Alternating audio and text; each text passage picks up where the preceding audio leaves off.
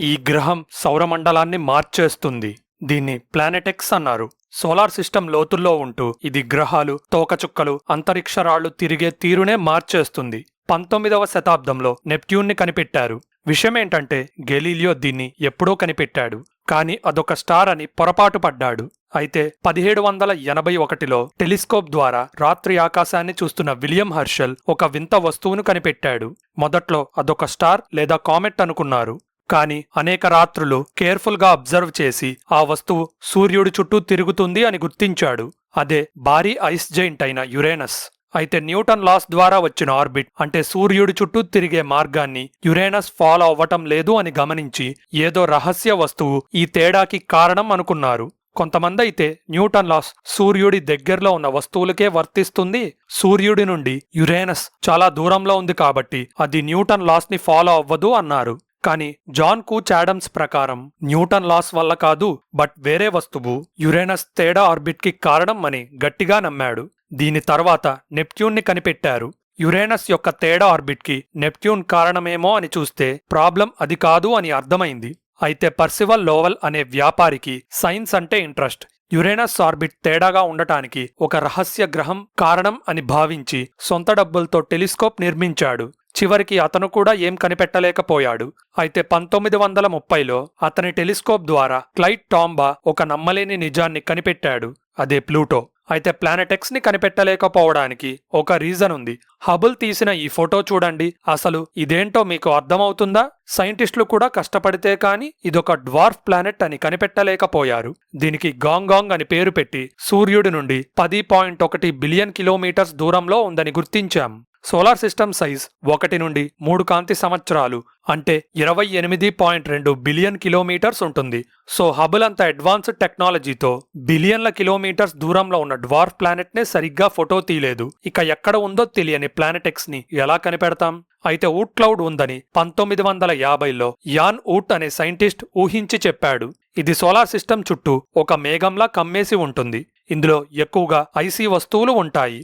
కొన్ని కోట్ల సంవత్సరాల క్రితం గ్రహాలు తయారైన తర్వాత వదిలివేయబడిన పదార్థమే గ్రావిటీ ద్వారా బయటికి విసిరివేయబడి ఇలా ఊట్ క్లౌడ్లా మారింది. ఇంకో షాకింగ్ విషయం ఏంటంటే ఒక స్టార్ చుట్టూ గ్రహాలు ఎలా అయితే తిరుగుతాయో పాలపుంత మధ్యలోని బ్లాక్ హోల్ చుట్టూ కూడా మన సోలార్ సిస్టమ్ అంతే తిరుగుతుంది. ఇలా తిరిగే క్రమంలో ఇతర సోలార్ సిస్టమ్ పక్క నుండి వెళ్తూ పదార్థాన్ని ఎక్స్చేంజ్ చేసుకునే అవకాశం ఉంది. ప్లానెట్ ఎక్స్ కూడా ఇలా వచ్చిందేమో. జనరల్ గా ఏ వస్తువైనా కాంతి రిఫ్లెక్ట్ అవ్వడం వల్లే కదా మనం చూడగలిగేది. ఊట్ క్లౌడ్ అంత దూరంలో ఉన్న వస్తువుల మీద పెద్దగా సూర్యకాంతి పడదు. మరి ప్లానెట్ ఎక్స్ ఉందని మనకి ఎలా అర్థమైంది? ట్రాన్స్ నెప్ట్యూనియన్ ఆబ్జెక్ట్స్ అంటే నెప్ట్యూన్ గ్రహం తర్వాత ఉండే డ్వార్ఫ్ ప్లానెట్స్ సూర్యుడి చుట్టూ ఎలా తిరగాలో మన మ్యాథమెటిక్స్ చెప్తుంది. కానీ వాటి ఆర్బిట్స్ వేరుగా ఉన్నాయి. అంటే ఏదో పెద్ద వస్తువు గ్రావిటీ వాటిని ఎఫెక్ట్ చేస్తుంది. అందుకే వాటిలో కొన్ని ఆర్బిట్స్ హైలీ టిల్టెడ్ అంటే సూర్యుడి చుట్టూ తేడాగా వంగి తిరుగుతున్నాయి. మరికొన్ని ఇలాంగేటెడ్ ఆర్బిట్స్ ఉంటాయి. ఆర్బిట్ అంటే ఒక రగ్బీ బాల్ షేప్లో ఉంటుంది. ఇందులో సూర్యుడు ఒక పక్క ఉంటాడు. ఆర్బిట్లో పెరిహీలియన్ పాయింట్ అంటే సూర్యుడికి దగ్గరగా వచ్చినప్పుడు, ఎపిహీలియన్ అంటే సూర్యుడికి అతి దూరంగా ఉన్న పాయింట్. భూమికి పెరిహీలియన్ 147 కిలోమీటర్స్ అయితే ఎపిహీలియన్ 152 కిలోమీటర్స్ ఉంటుంది. ఆస్ట్రనామికల్ పాయింట్ ఆఫ్ వ్యూలో ఇది పెద్ద తేడా కాదు.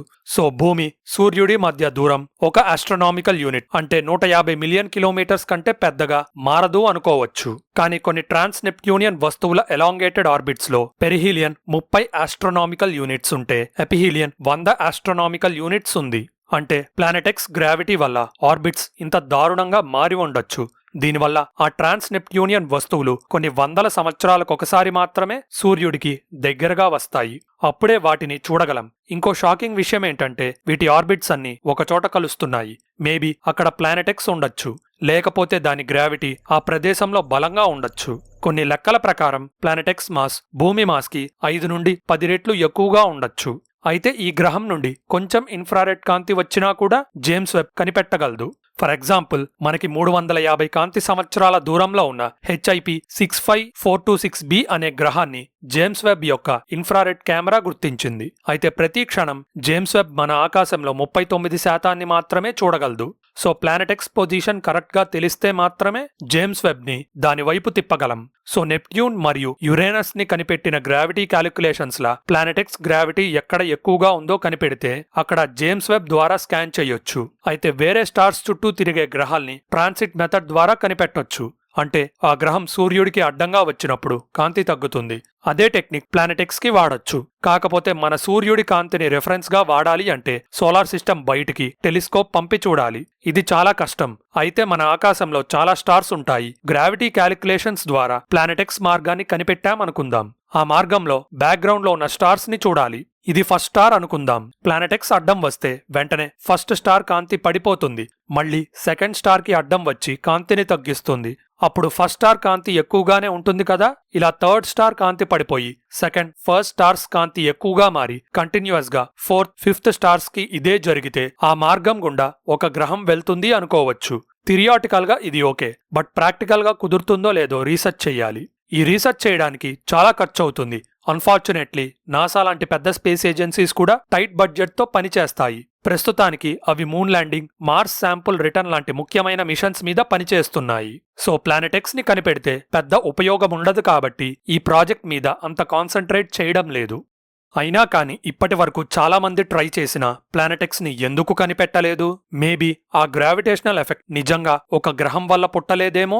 మేబీ ఒక చిన్న బ్లాక్ హోల్ లేదా మన ఫిజిక్స్ కి అందని వస్తువు ఈ గ్రావిటీ డిస్టర్బెన్సెస్ ని సృష్టిస్తుందేమో. డార్క్ మ్యాటర్ గురించి మీకు తెలుసు. అది విశ్వంలోని మాస్ లో 27% ఆక్రమిస్తుంది. కానీ మన టెక్నాలజీ దాన్ని కనిపెట్టలేదు. సో డార్క్ మ్యాటర్ తో తయారైన వస్తువు ట్రాన్స్ నెప్ట్యూనియన్ వస్తువుల ఆర్బిట్స్ ని ఎఫెక్ట్ చేస్తుందేమో. అయితే ఇలాంటి డార్క్ మ్యాటర్ గోళం మన సోలార్ సిస్టంలోకి వస్తే ఏమవుతుంది? ఈ క్వశ్చన్ కి ఆన్సర్ దొరకక చాట్ జీపీటీని అడిగా. క్వశ్చన్ ఏంటంటే 1 kg మ్యాటర్ చూపించే గ్రావిటీ ప్రభావం సేమ్ 1 kg డార్క్ మ్యాటర్ చూపిస్తుందా అని.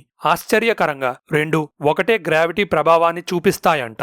ఇది నిజమో కాదో తెలియదు కానీ నిజమనుకొని ముందుకు వెళ్దాం. ప్లానెట్ ఎక్స్ భూమి కంటే 5 నుండి 10 రెట్లు భారీగా ఉంటుంది అని ఆల్రెడీ చెప్పా కదా. సో అంత పెద్ద డార్క్ మ్యాటర్ వస్తువు సోలార్ సిస్టంలోకి ఎంటర్ అయింది అనుకుందాం. అది నెప్ట్యూన్ మరియు యురేనస్ ని పెద్దగా ఎఫెక్ట్ చేయదు. మేబీ వాటి ఆర్బిటల్ ఇంక్లినేషన్ మారుతుందేమో కానీ అవి నాశనమైపోవు. కానీ సాటర్న్ మరియు జూపిటర్ కూడా పెద్దవే. కాకపోతే అవి సూర్యుడికి ఇంకా దగ్గరగా ఉండడంతో డార్క్ మ్యాటర్ వస్తువు యొక్క గ్రావిటీ స్లింగ్ షాట్ ఎఫెక్ట్ అంటే గ్రావిటీ ద్వారా లాగి జూపిటర్ మరియు సాటర్న్ సూర్యుడి చుట్టూ తిరిగే స్పీడ్ ని తగ్గించొచ్చు. ఇంకా లోపలికి వస్తే మార్స్, భూమి, వీనస్, మెర్క్యూరీ ఉంటాయి. మిగతా వాటికి ఏమైనా పెద్ద ప్రాబ్లం ఉండదు కానీ భూమి ఆర్బిట్లో ఒక చిన్న తేడా వచ్చినా రోజులు, సంవత్సరాలు మారిపోయి క్లైమేట్ అనేది జీవం బతకలేని విధంగా మారొచ్చు. సో నాకు డౌట్ వచ్చి చాట్ జీపీటీని అడిగితే ఇలా చెప్పింది. ఇదే సినారియో నిజంగా జరుగుతుంది అని కాదు. అయితే ప్లానెట్ ఎక్స్ నిజంగా ఉంటే అది కనిపెట్టిన రోజు మీ ఫీలింగ్ ఎలా ఉంటుందో కామెంట్ సెక్షన్లో కామెంట్ చేయండి. ఇలాంటి ఇంట్రెస్టింగ్ స్పేస్ వీడియోస్ చూడాలంటే మన ఛానల్ సబ్స్క్రైబ్ బటన్ నొక్కి బెల్ ఐకాన్ క్లిక్ చేయండి. ఈ ఇన్ఫర్మేషన్ అందరికీ రీచ్ అవ్వాలంటే వీడియో లైక్ చేయడం మర్చిపోకండి.